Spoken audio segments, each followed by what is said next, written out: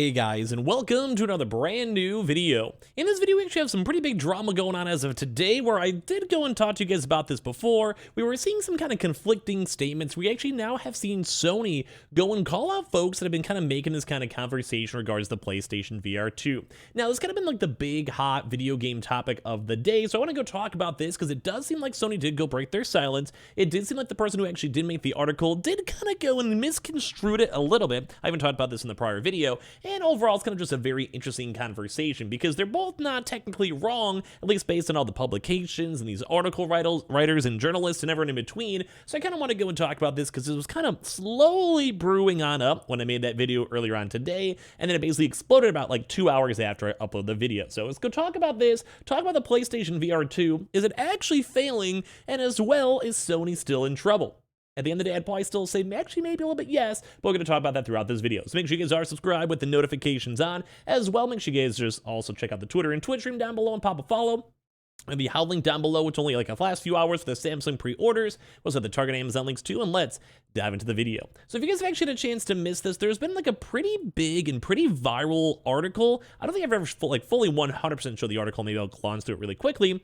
Basically talking about how the PlayStation VR2 was going to be going and cutting their output and basically cutting down because the pre-orders were not doing so hot. And this actually went pretty viral. This is over here from Bloomberg, where you guys can see the title, Sony slashes PlayStation VR2 headset output after pre-orders disappoint. Now, we referenced this, we didn't do it like too much of a big deep dive, but essentially this artist, this Takashi person, has actually called out Sony before. A lot of big news when it came to the PlayStation 5, and we even officially had Sony respond then, and as of now, Sony did go in public and actually made some comments in regards to the PlayStation VR2, quote-unquote, disappointing sales. So if you guys have kind of missed it, they said that the company had its forecast for shipments of the PlayStation VR2, which was set for February 22nd release this quarter to about just 1 million. Basically around cut it in half, assuming like no one wants to get it, pre-orders aren't going good, and everything in between. Said people familiar with his deliberations, Sony had previously aimed to have 2 million headsets ready for the launch quarter and leverage a second generation headset to drive user growth and adoption for VR. Now, I want to go and highlight a very specific comment too, because this is where it kind of gets very lawyery, legally, very semantic-y, I guess, for the lack of better terms.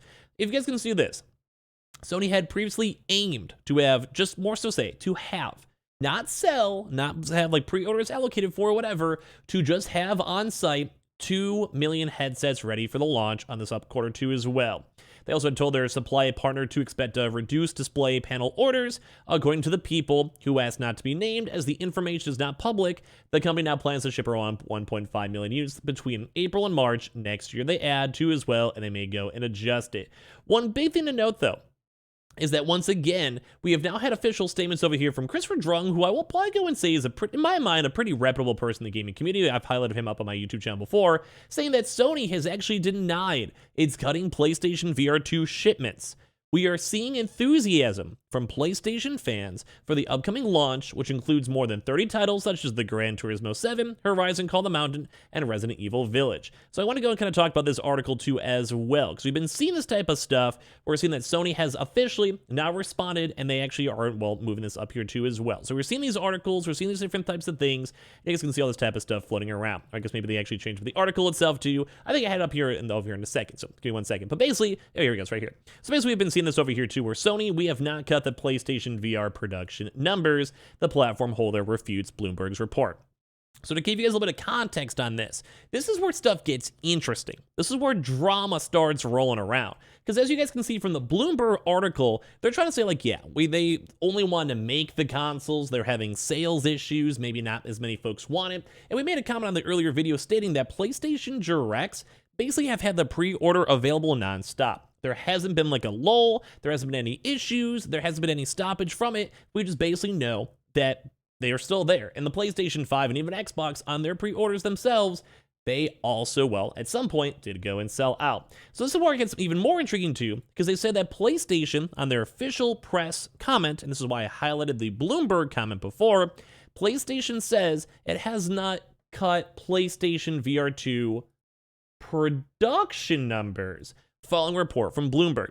So once again, there's a little bit of like a iffy take. If you guys have seen the actual person itself in the Bloomberg article, that person actually was in some hot when it comes to Sony before.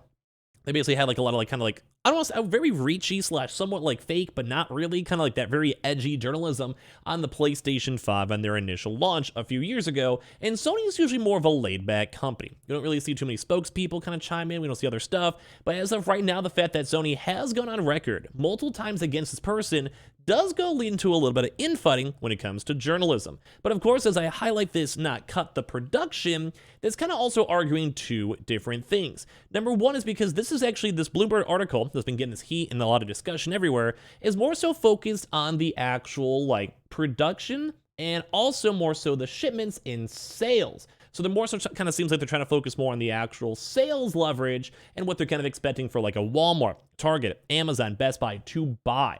And typically, like if you're a Walmart and you have 100,000 PlayStation VRs that are not moving, you're probably not going to put in a huge order to go buy an extra 100,000 because you have people working on this stuff. They realize the stock is sitting, and they're not going to go from there. So basically, the Bloomberg kind of seemed like it's focusing more on the overall sales. So they're kind of saying, hey, Sony might be lowering the number of total sales that they're trying their best to go and have. It's very, very intriguing because even over here, so they want to have these headsets ready to on top of it. So it's all over the place.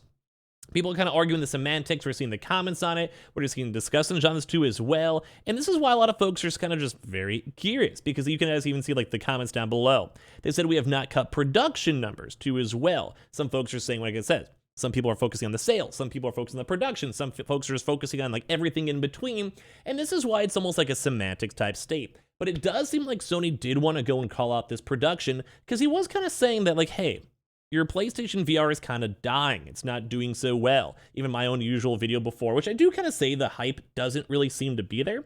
I'm a little bit excited for the PlayStation VR, but I know a lot of people in the community are iffy. A lot of content creators are iffy, and the price point, iffy, and even all like the kind of based on the fact that everyone can kind of agree with this right now, and also look at the pre-orders, they still have not fully sold out. So a lot of folks are very, very intrigued, because we don't necessarily know, even though Sony's kind of give this like slightly different answer. It's like, how much lemonade did you sell? Well, we made 5 gallons of lemonade. Yeah, but how much did you sell, And as of right now, the PlayStation VR is still not fully out, and I'm sure we'll have a huge influx whenever like the Amazons, Best Buys, Targets, etc. can sell them, because at least to my knowledge, it's only available right now on the PlayStation Direct. But as of right now, the PlayStation Direct is still readily available to go and, well, buy and get it for your pre-order. So right now, the whole kind of journalism side is all over the place.